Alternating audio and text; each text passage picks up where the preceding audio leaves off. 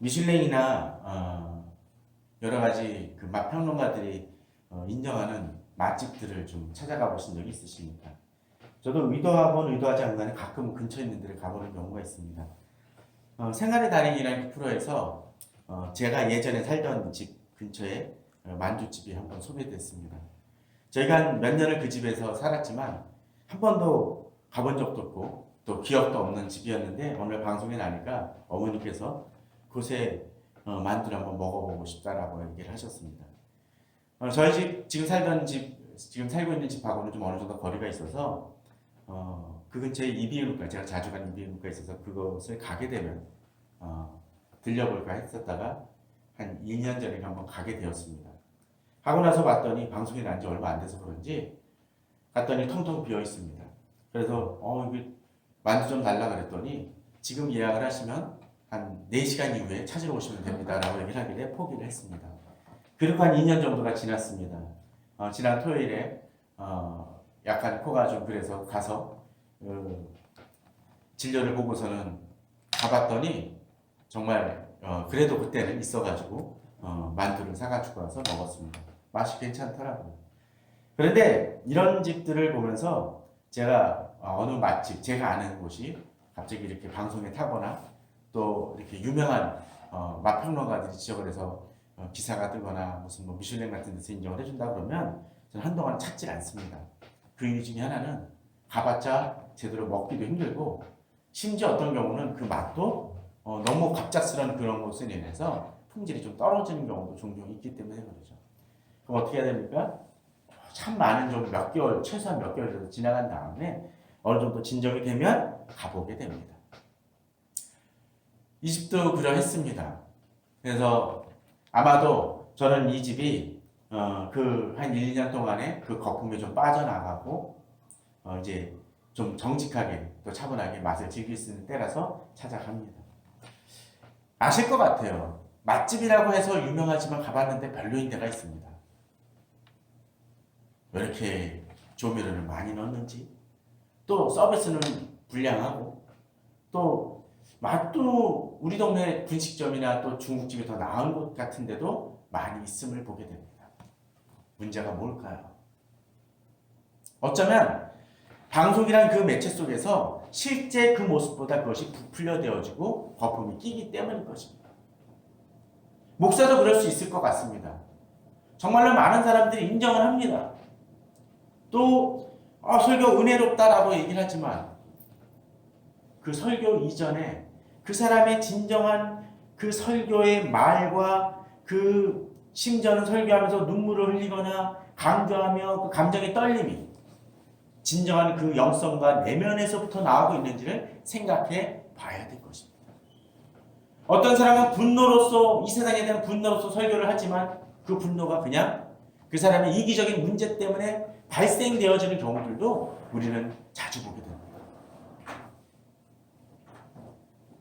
그런데 그런 분들이 어느 날 갑작스러운 스캔들이라든가 사건들로 인해서 갑자기 주저앉게 되고 갑자기 어느 순간인가 사라지는 그 모습들을 보게 되는 경우들을 우리는 종종 봅니다.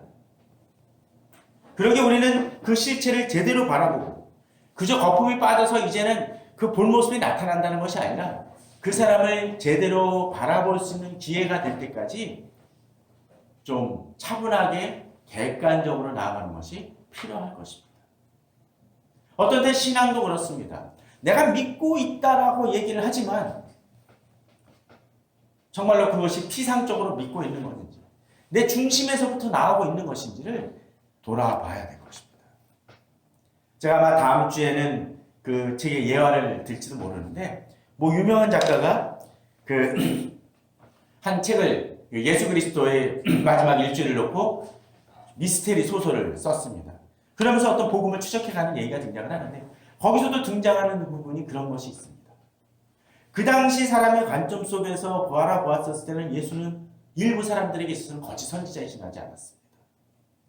그러나 그 일을 추적해 가면서 뭔가 거짓 선지자라고 말하기에는 전혀 다른 모습들을 보는 그 주인공의 모습을 통해서 우리들의 신앙도 어떤 때는 지금 내가 갖고 있는 신앙이라는 틀을 내려놓고 정말로 내가 믿고 있는 것이 무엇인지를 돌아볼 필요가 있었습니다. 지금 저희들이 계속적으로 히브리서를 바라보고 있지만 이 편지를 히브리서를 받은 그 신앙인들도 역시 마찬가지였습니다. 히브리서라는 이름을 통해서 보게 된다. 바로 이들이 유대인이었기 때문에 오랜 동안 태어나면서부터 율법에 사로잡혀 있던 이들이기 때문에 그 율법의 틀을 깬다는 것은 쉬운 일은 아니었을 것입니다. 그러기에 이 히브리서 기자는 계속적으로 이 율법에 관한 얘기를 합니다. 그리고 이제 그 율법을 깨트리 율법의 어떤 허상을 율법보다도 복음으로 그들이 바라볼 수 있게 하기 위해서 하는 일이 무엇입니까? 바로 오늘 본문에서 등장하는 멜기세덱입니다. 근데 이 멜기세덱은 좀 독특합니다. 보십시오. 이 멜기세덱은 살렘 왕이요 지극히 높으신 하나님의 제사장이라 여러 왕을 쳐서 죽이고 돌아오는 아브라함을 만나 복을 빈 자라 라고 되어 있고, 여기까지 그래도 이해가 돼요. 2절에 가니까 아브라함의 모든 것 10분의 1을 그에게 나누어 주니라. 그 이름을 해석하면 먼저는 의의 왕이요 그 다음 살렘 왕이니 곧 평강이라. 여기서부터 거품이 좀 끼는 듯합니다. 세 번째 가면 어떻습니까? 아버지도 없고 어머니도 없고 족보도 없고 시작한 날도 없고 생명의 끝도 없어 하나님의 아들과 닮아서 항상 제사장으로 있느니라. 우리는 히브리서 이 편지를 히브리서를 말씀을 나누면서 이미 멜기세덱에 대한 얘기를 봤습니다. 너희들이 너무 어려서 이미 단단하게 곡식을 먹어야 되는데 그렇지 못해서 내가 자세한 얘기를 좀 어려운 얘기를 못하겠다. 왜 그러느냐라고 얘기를 합니다. 그 중에 하나가 뭡니까? 바로 이 멜기세덱의 문제이기도 합니다.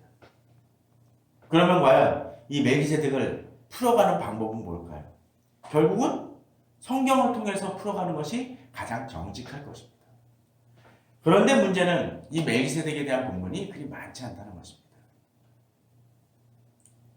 신약에서는 어디에 있을까요? 여기 히브리서 뿐입니다. 사실은 거의 안 나옵니다. 그러면 이 구약에서는 어떨까요? 10편 110편 4절에서 나옵니다. 여호와는 맹세하고 변하지 아니하시다 이르시기를 너희는 멜기세덱의 서열을 따라 영원한 제사장이라 하셨도다라는 구절이 나옵니다. 그리고 어디가 나옵니까? 바로 창세기 14장 17절에서부터 이제 그 뒤에 나오는 24절 내용 중에 좀 등장을 합니다. 어떤 사건입니까? 저는 사실은 이 멜기세덱이라고 하면서 제목을 물음표를 붙였는데, 오늘 이 멜기세덱에 대한 얘기를 히브리서 본문에서 약간 벗어나서 이 멜기세덱에 대한 배경을 하면서 또한 우리가 봐야 될 것을 보고 그 다음 단계로 좀 나아갔으면 합니다. 창세기 14장에 멜기세덱이 등장하는 그 상황은 어떤 상황입니까? 바로 롯이 소돔과 고모라에 있다가 어떡합니까? 주변 이방 족속들로 인해서 연합군으로 인해서 침공을 받고 롯과 그 소돔 사람들이 끌려가게 됩니다. 그랬더니 어떤 일을 행합니까? 아브라함이 자기 사람들을 데리고 어떻게 행하죠? 가서 구출합니다. 연합군인데 가서 자기 족속들, 자기 종들, 그리고 몇몇 사람들을 데리고 갑니다. 창세기 14장에 그 이야기가 등장을 합니다. 저는 이 본문을 볼 때마다 좀 속된 표현으로 똥발장이라는 얘기를 많이 합니다. 아니, 인원수로 봐서는 도저히 감당할 수 없는 상황입니다. 그럼에도 불구하고 그들에게 다가갑니다. 자, 본문을 여기서는 지금 안 나오지만 아브라함은 겨우 몇 명을 데리고 갔냐면 318명입니다. 그 인원을 데리고 연합군을 가서 칩니다. 그리고 성공을 하죠. 그런데 그 뒤에 본문들이 좀 독특합니다. 이 17절에서 18절에서 19절, 20절에서 멜기세덱과 아브라함을 만나는 장면도 등장하지만 21절에 보게 되면 이제 소돔 왕이 나오죠. 아브라함이 이르되 사람은 내게 보내고 물품은 내가 가져라. 자, 이 소돔과 고모라가 어떤 땅입니까? 롯이 아브라함과 같이 있다가 땅이 비좁으니까 아브라함이 여기 계속 있으면 너와 나 사이에 다툼이 벌어지니까 어떻게 하라고 그러죠? 네가 택하라. 좋은 쪽을 택하라. 그래서 어떻게 하나요? 롯이 먼저 소돔을 택합니다. 그때 롯의 기준을 제가 몇 번 얘기를 하죠. 무엇이었습니까? 그 땅을 바라보면서 여호와의 동산 같고 애굽 땅 같았더라고 얘기합니다. 전 이 구절이 언제나 인상적입니다. 왜 그렇습니까? 여호와의 동산 같다라는 것은 마치 에덴 동산처럼 풍요하고 셔진다는 것입니다. 그런데 바로 롯은 무엇을 언급합니까? 애굽 땅을 언급합니다. 바로 그 이전에 이 아브라함이 가나안 땅에 머물렀다 어떤 일을 겪습니까? 가뭄이 임하니까 애굽 땅에 잠시 머뭅니다. 아내를 속이죠. 그리고 어떤 일이 벌어집니까? 거기서 많은 재물을 취하게 됩니다. 롯이 경험했던 것이 뭡니까? 애굽 땅은 풍요하구나. 근데 소돔이 어떡합니까? 풍요로운 땅이라는 거예요. 여호와의 정상같이 아름답기도 할 뿐만 아니라 그렇습니다. 우리들의 기준이 가끔 그럴 때가 있는 것 같습니다. 세상의 풍요를 하나님이 주신 그냥 축복으로만 여깁니다. 물론 어떤 때는 동일할 때도 있지만 그렇지 않습니다. 롯이 갔더니 처음엔 어떻습니까? 제가 일생의 역작으로 삼고 꼭 쓰고 싶은 책 중에 롯에 대한 책인데 아직도 손을 제대로 못 대고 있어요. 조금만 쓰다 말았습니다. 당장간 써야겠죠. 죽기 전에 쓸지 잘 모르겠습니다. 그런데 저는 그 기준 속에서 바로 그 단어가 중요한 부분입니다. 여호와의 동산과 애굽 땅이라는 부분인데 거기서 보게 되면 롯도 소돔이 멸망하기 전에 하나님이 또 멸하시기 전이라는 걸 알기 때문에 멸하시기 전이라기보다는 그만큼 악한 땅이라는 것을 알기 때문에 어디 있습니까? 바깥에 머뭅니다. 그러다가 점점 소돔 안으로 들어가게 되죠. 상종 못할 사람들이라는 것을 알지만 결국 그 땅이 풍요로워 여호와의 동산보다는 애굽 땅 같았다는 데 집착함을 통해서 결국 그 땅에 들어가게 됩니다. 그리고 겪게 되는 일이 바로 뭡니까? 바로 잡혀가는 사건이었다는 거예요. 풍요로웠지만 아브라함은 장막을 치고 광야에서 살아가는 그 사람이었을지 모르지만 소돔은 어떤 땅이 성벽이 있는 곳이었습니다. 그런데 누가 보호를 받습니까? 오히려 소돔에 있는 사람이 뺏기고 지킬 수 없는 땅이라는 것이 증명이 됩니다. 그리고 이 소돔에 잡혀간 롯을 구한 사람이 누굽니까? 장막밖에는 없었던 그가 오히려 롯을 구합니다. 그러기에 아브라함은 오늘 본문 속에서 어떻게 행합니까? 소돔 왕이 아브라함에게 이르되 아브라함 사람은 내게 보내고 물품은 내가 가지라. 그럴 수 있습니다. 수고했으니까요. 당연히 그 정도는 할 만해요. 그런데 아브라함이 뭐라 그럽니까? 천지의 주제시여 지으신 높으신 하나님 여호와께 내가 손을 들어 맹세하노니 내만 내가 아브라함으로 치부하였다 할까 하여 내게 속한 것이 실 한 오락이나 들매끈 한 그릇 한 가닥도 내가 가지지 않는다. 갖기 싫었기 때문일까요? 자기 손에도 있었을 것입니다. 그러나 그러지 않는 이유 중에 하나는 그들을 도와주긴 하지만 어떡합니까? 그들과 같이 해서는 교류해서는 안 된다는 걸 알기 때문에 그렇습니다. 나쁜 사람도 문제가 생기면 도와줘야 됩니다. 그러나 그 사람과 계속적으로 교제하며 뭘 대화를 나누고 관계를 갖는 것은 다른 것입니다. 물론 전도를 위해서 그들에게 접근할 수 있을지 모르지만 그 이상의 문제와 교류를 하면서 뭔가 이뤄가지고 한다는 것은 실패할 수밖에 없는 길입니다. 그러기에 아브라함은 선을 긋습니다. 그에 반해서 롯은 어떡합니까? 어쩌면 하나님이 롯이 소돔에 있을 때 잡혀갔던 사건은 하나님이 롯에게 주는 경고 메시지였을지도 모릅니다. 그러나 그것을 듣지 않고 오히려 그 안으로 들어감을 통해서 결국 어떤 일입니까? 롯의 아내 구원을 받았습니까? 못 받았습니다. 롯의 두 딸? 그래 사위? 못 받았습니다. 롯의 두 딸 받긴 받았지만 부끄러운 사건으로 성경에 기록이 되어집니다. 그리고 거기서 나온 족속이 어떤 족속입니까? 모압과 암몬 족속입니다. 하나님이 이스라엘 땅을 정복할 때 모압과 암몬을 건들지 말라고 하셨습니다. 그러나 끊임없이 괴롭히기 때문에 결국은 망하게 된 족속이 그들 아닙니까? 그러기에 아브라함은 그것을 끊습니다. 그런데 그에 반해서 이제 한 사람을 만납니다. 바로 아브라함이 누구요? 살렘 왕 멜기세덱을 만나게 됩니다. 본문을 보게 되면 아브라함이 소돔왕을 대하는 태도와 이 살렘왕 멜기세덱을 대하는 태도는 아주 다릅니다. 솔직히 이 멜기세덱이 누구인지 정말로 히브리서에서 나온 것처럼 아버지도 없고 어머니도 없고 영원한 그 제사장이라는 표현이 정확히 어떤 의미인지는 알 수 없습니다.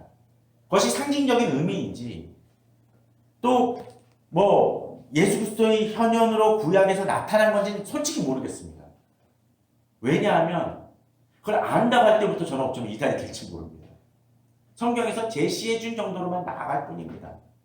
그러나 어찌됐건 간에 이 사람이 경건한 사람이라는 것을 분명히 알 수 있습니다. 왜요? 18절에서 얘기합니다. 그는 지극히 높으신 하나님의 제사장이었다는 얘기입니다. 우리는 가끔씩 좀 혼동하는 게 있는데 이스라엘 족속에 사람이 있지 않습니까? 족속이 있어서 가나안 땅을 정복했지만 그 이전 사람들 중에도 과연 하나님을 믿는 사람이 아브라함 뿐이었을까요? 아니었을 것입니다. 왜요?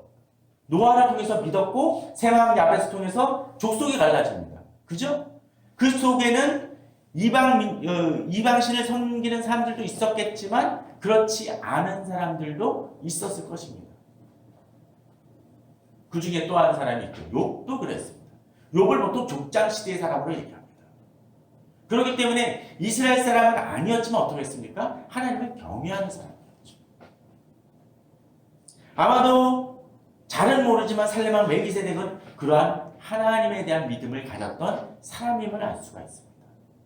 제사장이었다는 것은 아마도 하나님을 경배하며 하나님과 깊은 관계를 가졌던 사람인 것만큼은 분명합니다. 그러기에 아브라함은 뭐합니까? 그가 하나님을 경외하는 사람이었기 때문에 그에게 나아갑니다. 그리고 이 사람은 어떻습니까? 떡과 포도주라는 이미 지치고 힘들었을 아브라함에게 나와 그것을 대접합니다. 그리고 19절에서 말하죠. 아브라함에게 축복하여 이르되, 그냥 말하는 것이 아니라 천지의 주제이시오 지극히 높으신 하나님이여 아브라함에게 복을 주소서라고 얘기하면서 하나님을 경외하며 믿음으로 나아가 대적들을 물리친 아브라함에게 또 아브라함이 존귀한 사람임을 알기 때문에 축복하는 모습이 보여집니다. 히브리서 7장에서 등장하지만 축복은 누가 누구에게 하는 것입니까? 영적으로도 높은 사람이든지 위치가 있는 사람이 하는 것입니다. 만일 죄송한 얘기지만 서열을 구분짓는 것이 아니라 믿은 지 얼마 안 되는 초신자 갑자기 와가지고 내가 목사님을 위해서 축복 기도를 하겠습니다 라고 얘기하면 되게 이상해요. 그죠? 그분의 신앙을 무시하는 것이 아니라 일반적인 상식에서 그렇다는 거예요. 바로 이 멜기세덱이 그러한 모습을 보여줍니다. 그러면서 얘기하죠. 너희 대적을 내 손에 붙이신 지극히 높으신 하나님을 찬양하죠. 소돔왕은 그에 반해서 뭐합니까? 그저 아브라함이 힘이 있어서 능력이 있어서 자기를 돕고 구원했다고 생각을 하지만 이 멜기세덱은 분명하게 어떻게 얘기합니까? 이 전쟁이 네가 잘나서 치는 전쟁이 아니야. 하나님이 주신 전쟁이었고 그렇기 때문에 이겼다라는 것을 얘기합니다. 그러기에 아브라함도 그 얻은 것에서 10분의 1을 멜기세덱에게 줍니다. 비록 율법이나 그런 것들 11조가 정해진 때도 아니지만 바로 아브라함도 하나님을 경외하는 제사장에게 제물을 드리는 그 모습을 보이고 있는 것입니다. 그에 반해서 소돔왕을 대할 때는 어떻습니까? 다시 얘기하지만 이 소돔왕과는 교류 자체를 걷지 않습니다. 물품 정도는 받을 만하게 불과 거절합니다. 왜? 그것이 23절에 얘기하듯이 아브라함으로 치부하였다 하는 것을 통해서 계속적으로 아브라함과 연결되는 그 고리를 끊어내야 내지 않으면 안 된다는 것을 아브라함 분명히 알았다는 것이죠. 그리고 재밌는 표현이 좀 등장을 한다고 생각이 되어집니다. 22절입니다. 아브라함이 소돔왕에게 이르되 천지의 주제이시오 지극히 높으신 하나님 여호와께라는 표현을 씁니다. 어디서 본 본문 아닙니까? 바로 앞부분입니다. 누가? 멜기세덱이 아브라함을 축복할 때 한 표현이 뭡니까? 하나님에 대한 묘사가 천지 주제시오 지키 높으신 하나님이라고 합니다. 그렇습니다. 아브라함이 자기도 원래 쓰던 표현이었겠지만 여기서 소돔왕을 만났을 때 부득이 이런 표현을 쓰는 이유 중에 하나는 멜기세덱을 통해서 그 신앙이 더 격려를 받고 독려되어지는 그 모습을 보여주고 있다라는 것입니다. 저는 이 신앙의 모습을 우리들 자신도 되새겨야 된다고 생각합니다. 세상적으로 성공하는 방법은 소돔 왕과 더 가까이 하는 것일 것입니다. 롯이 그러했습니다.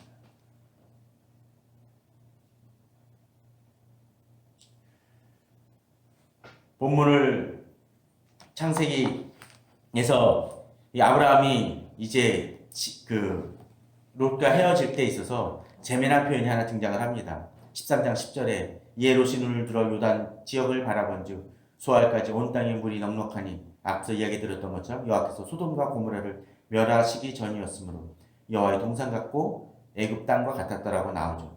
그런데 재미난 것은 이 시점이 언제요? 소돔과 여호와를 멸하시기 전이었으므로 그 풍요가 뭐 때문에? 멸하시기 전이니까 유지가 된 것이고 또 재미난 것은 롯이 눈을 들어 요단 지역을 바라본즉 어디까지? 물이 소알까지. 많이 친숙한 이름이죠. 아시는 분도 있고 모르시는 분도 있겠지만 소는 어느 곳입니까? 소돔과 고모라에서 롯이 두 딸과 탈출하고 이제 하나님께서 저쪽으로 가라고 하시니까 거기까지 갈 자신이 없습니다고 했던 곳이 어디입니까? 저 소알에 가서 머물기를 원하죠. 그 얘기는 뭡니까? 바로 망하기 직전 그 땅까지 그 물이 넉넉했지만 하나님의 멸망지대였다라는 거예요. 의도적인 것 같아요. 아주 이 소알이라는 단어를 넣은 이유 중에 하나가. 우리는 그럴 때가 있습니다. 세상과 견주면서 이 정도는 풍요롭지라고 얘기하지만 그 영역이 어쩌면 하나님이 망하게 하시는 영역일지도 모릅니다. 그러면서 우리는 안식을, 풍요를 거기서 찾습니다. 그러나 바로 아브라함과 멜기세덱을 통해서 본다라면 그것을 모든 것을 주관하시는 분, 전쟁마저도 주관하시는 분이 누구요? 천지 주제이시오 지키 높으신 하나님이시라는 것입니다. 하나님의 관점으로 바라보기 때문에 당장의 재물이 그에게 아무런 도움이 되지 않는다는 걸 압니다. 그것조차도 하나님의 소돔에 떨어뜨리신 그 유황불에 의하면 남아있지 아니하고 소멸될 것에 지나지 않는 것을 알기에 아브라함은 그것에 대해 전혀 연연을 하지 않습니다. 많은 교회나 목회자나 또는 성도들이 실패하는 이유가 뭡니까? 다시 얘기하지만 여호와의 동산과 애굽 땅을 착각하기 때문에 그렇습니다. 당장의 물건에 눈이 어두워 어떡합니까? 바로 천지 주제이시오 지키 높으신 하나님을 놓치기 때문이라는 것이죠. 이 본문을 이렇게 장하게 설명드리는 이유 중에 하나는 이 멜기세덱이 어떤 존재라는 걸 어느 정도 깨달아야 그 다음을 볼 수 있기 때문에 그렇기도 합니다. 그러면서 이제 얘기를 합니다. 이제 히브리서 기자는 어떻게 얘기를 하나요? 보게 되면 아브라함의 모든 것 10분의 1을 그에게 나누어주니라 그런 생각을 먼저는 의왕이 한 다음에 이제 뒤에 가서 아직 네 지파가 나타나기도 전인데 어떡하죠? 멜기세덱에게 주었다라는 것은 바로 그가 레위 지파보다 앞선이라는 것을 보여주기 위함이라는 것이죠. 우리는 어떤 때 그렇습니다. 지금 내가 신앙의 전통이라고 지키고 있는 많은 것들이 어떤 때는 복음하고는 상관없이 그저 우리의 기준일지도 모른다라는 것입니다. 저는 어떤 복음이라든가 그걸 부정하자는 얘기는 아닌 게 결코 아닙니다. 어떤 때는 복음의 본질보다도 더 그 틀을 유지하려고 힘쓰는 것들이 많이 있다는 거죠. 예수님도 그런 것을 많이 지적하지 않았습니까? 병든 자를 안식일에 고치는 문제를 놓고 제사장 같은 레위인들은 들고 일어납니다. 그래 하나님은 어떡하십니까? 사람이 안식에 취하고 진정한 안식을 누려야 되는 것을 아시는 분입니다. 아니 그것을 깨우치시는 분이시죠. 우리도 마찬가지입니다.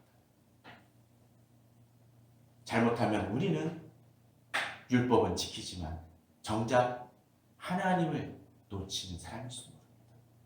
또 교회도 여러 가지 일을 교회 행사를 하고 심지어는 전도도 하고 선교도 하지만 어쩌면 여호와의 동산과 애굽 땅을 착각하면서 또 하나의 사업으로 만들어가는 것일 수도 있을지 모릅니다. 우리는 더 큰 것을 봐야 됩니다. 그러기에 25절에서는 그렇게 얘기하죠. 그러므로 자기를 힘입어 하나님께 나아가는 자들을 온전히 구원하실 수 있느니 이는 그가 항상 살아계셔서 그들을 위하여 간구하십니다. 우리는 지금의 틀을 벗어나 하나님을 바라볼 수 있어야 됩니다. 지금 당장의 교회 모습을 당장의 어떤 교회에서 이루는 올해 2019년까지 계획을 넘어서 하나님의 영원한 나라를 바라보며 달려갈 수 있어야 됩니다. 우리 신앙도 마찬가지입니다. 우리는 당장 교회가 부흥하고 당장 돈을 많이 버는 것이 아니라 궁극적으로 하나님 나라를 바라보며 달려갈 수 있어야 됩니다. 그럴 때 우리 사고와 판단은 달라집니다. 당장의 안주는 소돔 성벽 안으로 들어간 것이 더 안전할지 모르지만 아브라함은 장막같이 벽돌 하나 세우지 않은 그곳 속에서도 그 자신을 보호하는 분이 누구요? 천지 주제이시여 지키시 높으신 하나님이 지키시기에 오히려 더 강력히 하나님의 보호와 안식을 누릴 수 있고 또 그 안식이 있고 그 능력이 있기 때문에 연합군에 의해서 끌려간 롯마저도 구출할 수 있음을 믿고 겨우 318명 데리고 가서 무찌르고 돌아올 수 있는 믿음이 있습니다. 또 그로 인해서 손해가 있었을 것임에도 불구하고 소돔의 곳을 받지 아니하고 오히려 경건한 또 하나님을 경외하는 멜기세덱과는 교류하며 오히려 그에게 제물을 드리는 모습으로 나타났다는 것을 우리는 기억해야 할 것입니다. 이 멜기세덱과 또 율법과 그에 관한 얘기는 다음 주에 더 설명을 드리겠지만 말씀을 나누겠지만 오늘 여기서 말씀을 마칩니다.